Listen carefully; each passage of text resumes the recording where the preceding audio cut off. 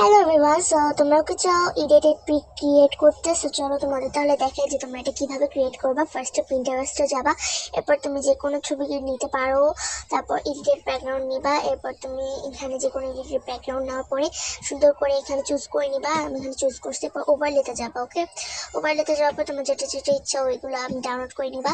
এরপর ইনশটে যাওয়ার পর তুমি এখানে ব্যাকগ্রাউন্ডটা নিয়ে নিবা। এখানে তারপরে পিআইপিতে যাওয়ার পর এটাকে কাট আউট করে নিবা। এরপর সুন্দর করে এখানে অ্যাডজাস্ট করে নিতে হবে অবশ্যই।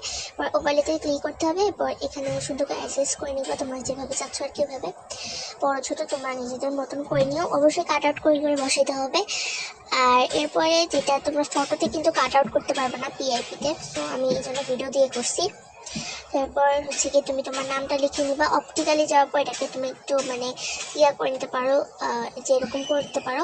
এরপর তোমার একটা কি জানি স্ক্রিনশট নিবা। এরপর এটাকে তুমি সেভ করে নিবা।